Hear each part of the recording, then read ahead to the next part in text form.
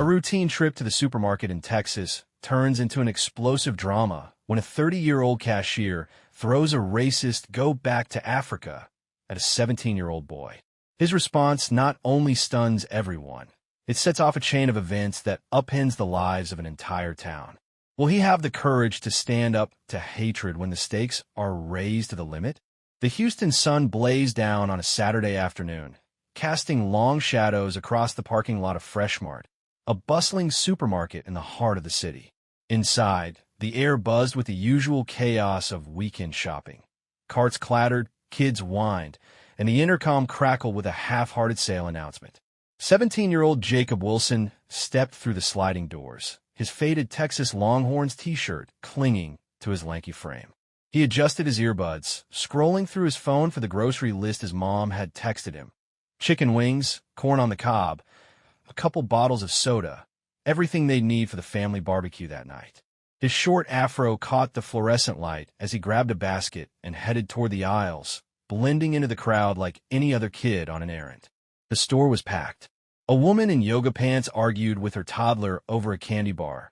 An old man squinted at a can of soup, and the checkout line snaked halfway to the frozen section. Jacob weaved through it all, tossing items into his basket with the ease of someone who'd done this a dozen times before. He was texting his friend Tyler about the Astros game when he reached the checkout, sliding into the shortest line he could find. That's what happened. Behind the counter stood Linda Crow, a 30-year-old cashier with a pinched face and blonde hair pulled into a messy bun. Her name tag was crooked, her eyes red-rimmed like she'd been up all night.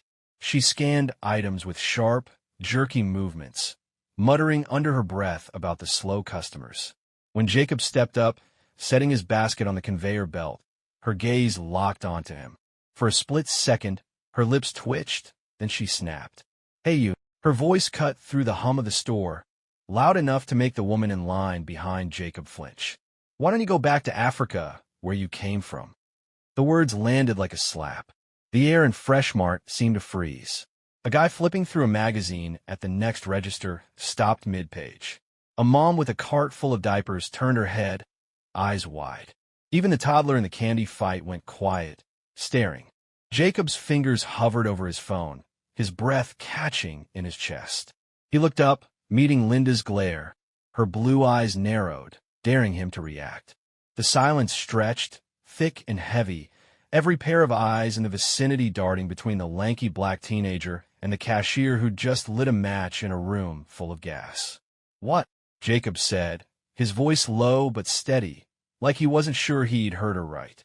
He pulled one earbud out, letting it dangle against his chest. Linda didn't blink. She leaned forward, hands planted on the counter, her voice rising. "You heard me. This is my country, not yours. People like you don't belong here."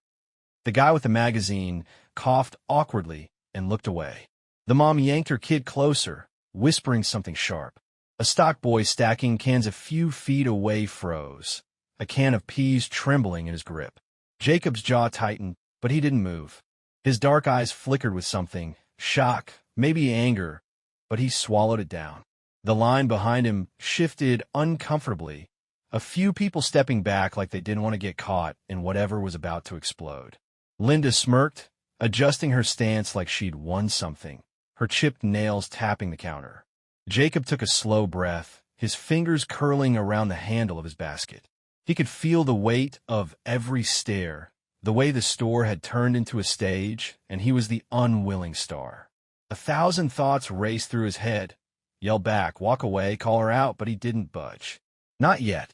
"You really just said that?" he asked, his tone calm, but edged with steel, loud enough for the growing crowd to hear.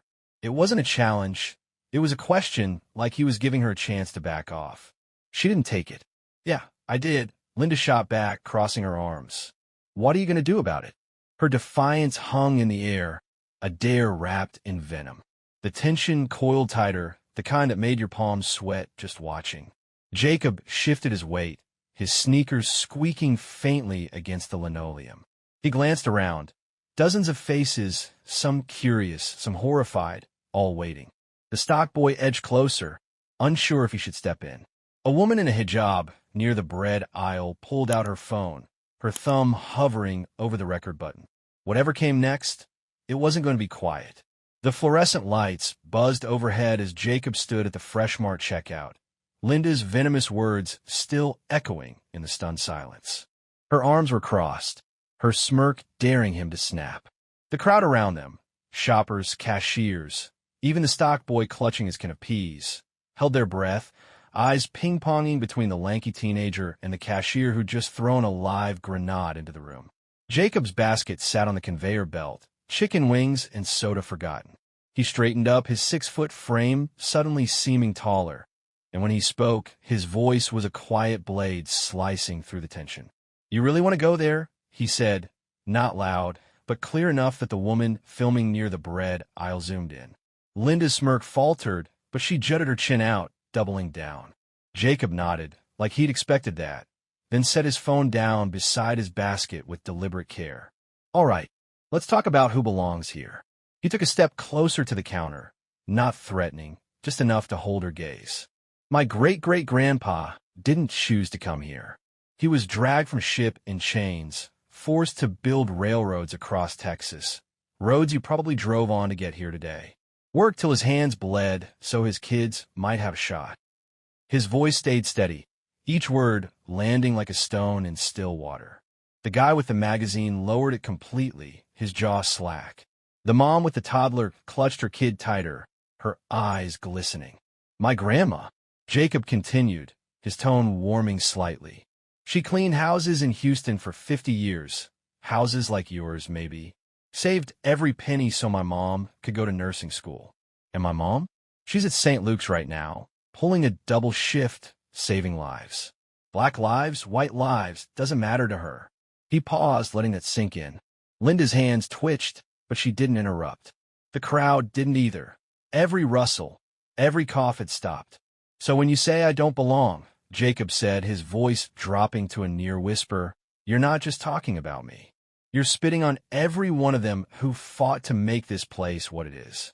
I'm here because they were here, and I'm not going anywhere." The silence that followed was deafening, the kind that makes your ears ring. The woman filming let out a soft wow, her phone still rolling. A man in a trucker hat near the chips aisle nodded slowly, like he was piecing something together. Linda's face flushed red, her bravado cracking. She opened her mouth, maybe to argue, maybe to backtrack, but Jacob wasn't done. "You don't know me," he said, his eyes locked on hers. "But you could have. All you had to do was scan my stuff and let me go home. Instead, you made this." He gestured faintly at the crowd, dozens of faces now riveted on them. A murmur rippled through the onlookers, some shocked, some impressed, all hooked. For a moment, it seemed like that might be it. Jacob's words had flipped the script, turning Linda's attack into a mirror she couldn't escape. But then her eyes narrowed, and she slammed a hand on the counter. "You think you're so smart?" she hissed, her voice shaking. "I don't have to listen to this." She spun around, grabbing the store phone, and punched in a number. "Security. I've got an aggressive customer up here. Get him out." The crowd gasped. Jacob blinked, stunned. "Aggressive?" he said, almost to himself, holding up his empty hands. "I didn't even raise my voice." But it was too late. Heavy footsteps thudded from the back of the store, and a burly security guard in a black polo stormed up, his hand already on his radio. "What's the problem?" he barked, eyeing Jacob like he was a threat. Linda pointed, her finger trembling. "Him. He's causing a scene, making me feel unsafe." The guard didn't hesitate. "All right, kid, let's go.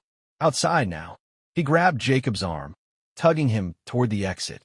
Jacob didn't resist, but he didn't look away from Linda either. "This is what you wanted?" he asked as the guard pulled him past the registers. Her lips tightened, but she didn't answer. The woman with the phone followed, still filming, muttering, "This is insane." The crowd erupted into whispers, some outraged, some confused, as Jacob's sneakers squeaked across the floor, his basket abandoned on the belt.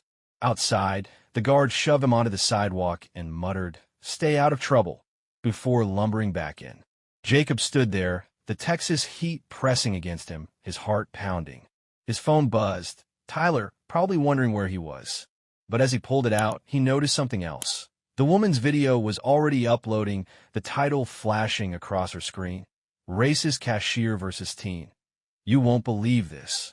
30 seconds later, it hit the internet, and Houston was about to catch fire. The Houston dusk painted the Fresh Mart parking lot in shades of orange as Jacob stood on the sidewalk, still reeling from the guard's shove. His phone buzzed nonstop, text from Tyler, then his mom, then a flood of notifications he didn't recognize. He swiped open the screen and froze. The video was everywhere. Racist Cashier versus Teen. You won't believe this had racked up 10,000 views in under an hour. The shaky footage of Linda's outburst and Jacob's calm defiance spreading like wildfire across X and TikTok. Comments poured in. This kid's a legend. She should be fired. Houston's a disgrace. His stomach twisted, part pride, part dread. Back inside, Linda wiped down her counter, her hands trembling as she avoided the stares of coworkers whispering near the break room. The store manager, a balding guy with a tie too tight, stormed over. "What the hell was that, Crow?" he snapped, shoving his phone in her face. The video was already on his screen, looping her "Go Back to Africa" line. She flinched. He was mouthing off. "I felt threatened." The manager groaned, pinching his nose. "You've got 5 minutes to clock out. We'll deal with this tomorrow." By nightfall, Jacob's phone was a war zone. Friends cheered him on. "Bro, you're viral," while strangers slung insults. "Troublemaker, race baiter." He sat on his porch, the barbecue forgotten, scrolling through it all when his mom, a wiry woman in scrubs, burst out the door. "Jacob Isaiah Wilson, what happened?" He showed her the clip, and her face hardened. "You did good, baby. But this ain't over." She was right. Sunday morning, Houston woke up to chaos.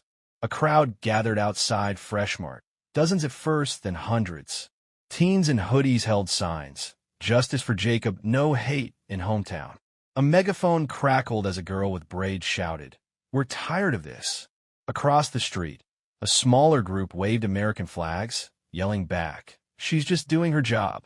News vans rolled up, cameras flashing as reporters swarmed Jacob's house. He peeked through the blinds, heart racing. "Mom, I didn't mean for this." The video hit 1 million views by noon. X was a battlefield. Hashtag Jacob Wilson trending alongside hashtag support Linda. Then came the twist. Linda filed a police report, claiming harassment and fear for her safety. She told cops Jacob had intimidated her, painting him as the aggressor. The precinct logged it, and a grainy photo of her statement leaked online, sparking outrage. "She's lying," Tyler texted, attaching a screenshot. Jacob's chest tightened. "They're turning it on me." That afternoon, a local activist group, Houston United, called an emergency rally at City Hall. Jacob's mom dragged him downtown, her jaw set. "You're not hiding from this." The plaza was packed, students, families, even a few pastors, chanting his name. A woman in a hijab, the one who'd filmed, hugged him. "I'm Aisha. You spoke for all of us." He managed a shaky smile, but the weight was crushing. Then a reporter shoved a mic in his face. "Jacob, Linda's saying you threatened her. What's your side?" He froze, the crowd hushing. "I didn't threaten anyone," he said, voice steady despite the tremble in his hands. "I just told the truth. If that scares her, that's on her." Cheers erupted, but across town, Linda watched the broadcast from her cramped apartment, her phone lighting up with hate mail and support. "They're ruining my life," she muttered, dialing her cousin. "I'm not letting that kid win." By evening, the police issued a statement. They were investigating Jacob for disturbing the peace. His mom slammed the table. "They're protecting her." Tyler and Emily, his best friends, showed up, laptops open. "We're fighting back," Emily said, pulling up Linda's ex-profile. "She's been posting trash for years, look." There was old tweets, crude jokes about black people, immigrants, anyone who wasn't her. Jacob stared. This could change everything. The rally stretched into night, floodlights blazing. A pastor took the mic. "This isn't just about Jacob. It's about all our kids." The crowd roared, but sirens wailed nearby. Cop cars rolled up, lights flashing. A rumor spread. Linda was planning a counter-protest tomorrow, backed by a fringe group online. Jacob's phone buzzed again, An anonymous text. "You're done, kid." He showed Tyler, who cursed. "They're coming for you." Houston was splitting down the middle, and Jacob was the fault line. The Houston night hummed with tension as Jacob sat on his living room couch, the glow of Emily's laptop casting shadows across his face. Tyler paced behind him, muttering curses while Emily scrolled through Linda's old ex-posts. Years of venom laid bare. "Look at this," she said, voice sharp. 2019. They should all go back where they came from. 2021. Lazy freeloaders ruining my taxes. She's been at it forever. Jacob's eyes narrowed, his fists clenching. She's not just mad, she's a bigot. His mom leaned over, scanning the screen. "That's evidence," she said, her nurse's calm masking a storm. "We're not letting her flip this." She grabbed her phone, dialing a friend at the Houston Chronicle. "Marla, it's Denise. My boy's in trouble. Can you get this out?" Within hours, Emily and Tyler had compiled a dossier. Screenshots, timestamps, even a deleted post they'd dug up from an archive site. By midnight, the Chronicle ran it. Cashier's racist past exposed as teen faces police probe.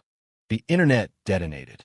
Monday morning, Freshmart parking lot was a circus. Protesters, now numbering in the thousands, chanted "No more lies" outside the locked doors.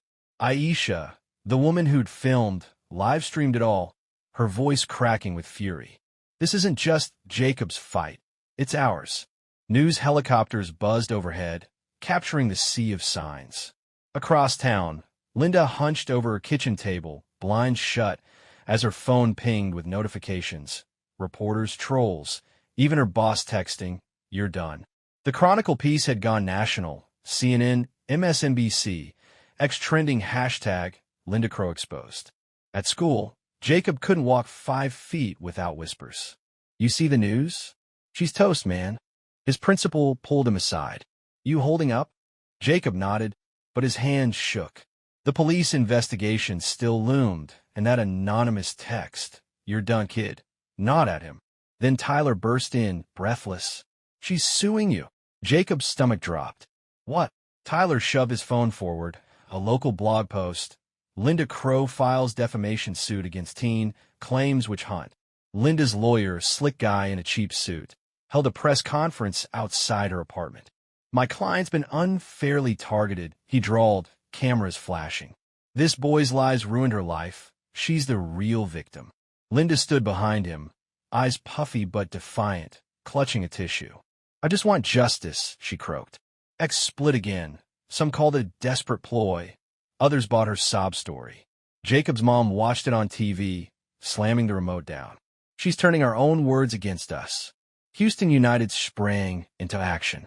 A lawyer from the group, Ms. Carter, a no-nonsense woman with a steel gaze, met Jacob at their downtown office. "She's got no case," Carter said, flipping through the tweets. "This is public record, not defamation. We'll countersue, harassment, emotional distress. You're the one with rights here." Jacob swallowed hard. "Countersue? I just wanted groceries." Carter smiled faintly. "Sometimes justice picks you, kid." By afternoon, the Chronicle dropped a bombshell. An ex-co-worker of Linda's came forward. She'd ran about those people all the time, the woman said anonymously. Kicked a black kid out of line once. Manager covered it up.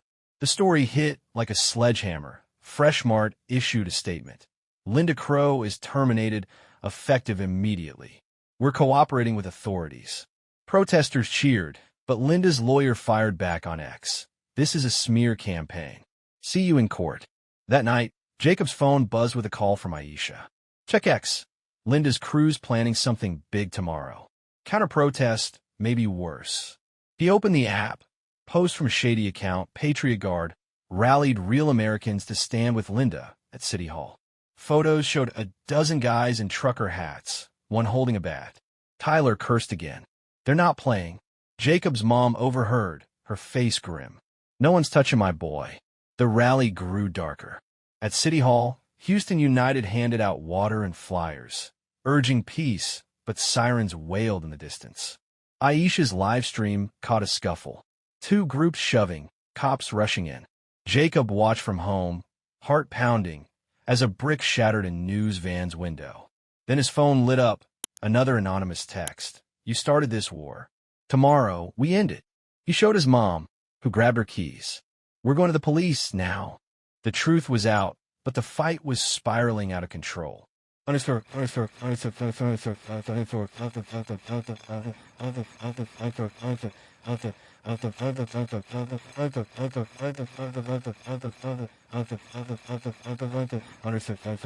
Underscore. Tuesday morning broke over Houston with a tense hush. The city braced for chaos. Jacob barely slept, the anonymous text. Tomorrow, we end it, looping in his mind. His mom, Denise, drove him to the police station at dawn, her knuckles white on the wheel. Show him everything, she said, handing over his phone. The officer, a tired woman with a clipboard, logged the threats, frowning. We'll trace it. Stay safe today. Jacob nodded, but his gut churned. City Hall loomed ahead. Outside, the plaza was a storm. Houston United's rally swelled. Hundreds chanting unity, not hate, under a gray sky. Aisha waved Jacob over, her live stream rolling. You're here. Telling why? He hesitated, then took her mic, voice shaky but firm. This isn't about me winning. It's about us all being heard. My family built this country too. We're not going anywhere. The crowd roared, signs bobbing, kids, elders, even a few cops nodding. Across the street, Linda's Patriot Guard crew, 24 guys in camo, yelled back, go home. A bat glinted in one hand, but police lines held them apart. News trucks circled like vultures. The Chronicle's Marla nabbed Jacob mid-speech. Linda's suit's falling apart, her lawyers dodging us. What's next? Before he could answer, Ms. Carter, his lawyer, cut in. We filed our countersuit. Evidence is airtight. Her tweets, witnesses. She's done. Jacob exhaled, a weight lifting, but sirens wailed nearby. A scuffle broke out. Linda's group shoving forward, a bottle smashing. Cops swarmed, cuffs clicking. Aisha's stream caught it. They're losing control. By noon, the tide turned. Freshmart's CEO tweeted, we're donating $50,000 to anti-racism programs in Jacob's name. Hate has no place here. Cheers erupted, drowning out the counter-protest jeers. Then the bombshell. Linda appeared on a shaky local news feed, alone, no lawyer in sight. Her face was pale, voice cracking. I messed up. I didn't mean it to go this far. I'm sorry. She cut the feed, but it was too late. X lit up. Too little, too late. She's scared now. Jacob watched, stunned. That's it. Not quite. That afternoon, police called Denise. Threats traced. Some punk from Linda's crew. He's in custody. Relief washed over Jacob, but Ms. Carter had more. Court's fast-tracking our case. Linda's settling community service, fines, mandatory classes. You won, kid. He blinked. Won. She grinned. You're getting a scholarship, too. Houston United's footing it. College, your pick. The rally wound down, rain scattering the last stragglers. Jacob spoke again, softer now. This wasn't about her losing. It's about us growing. Words hurt, but they can heal too. Let's choose better. A pastor clapped his shoulder. You've got grace, son. Aisha hugged him, tears in her eyes. You changed us. Even the trucker hat guy from Linda's side lingered, head down, slipping away quietly. Days later, Linda faced court, 50 hours of service, a $2,000 fine, and a year of diversity training. She sat alone, avoiding cameras, her defiance gone. Jacob didn't gloat. At home, his dad, a quiet mechanic, finally spoke over dinner. You planted a seed, Jay. Takes time, but it'll grow. Jacob nodded, the scholarship letter in his pocket. Yeah, gotta keep watering it. Houston shifted. Schools rolled out tolerance workshops, inspired by Jacob's stand. Strangers thanked him at the gas station, sharing their own stories. Linda faded from the spotlight, her apartment silent, her old tweets a ghost she couldn't outrun. One night, she rewatched Jacob's speech, her hands trembling. Doubt crept in. Maybe she'd been wrong all along. A week later, Jacob walked into school, head high. A banner hung in the hall. Courage changes us. Thanks, Jacob. Tyler and Emily tackled him with grins. You're a hero, man. He laughed, shy. Just a kid with a grocery list. But his eyes said more. He'd sparked something bigger. The city wasn't perfect, but it was listening now. And that was enough.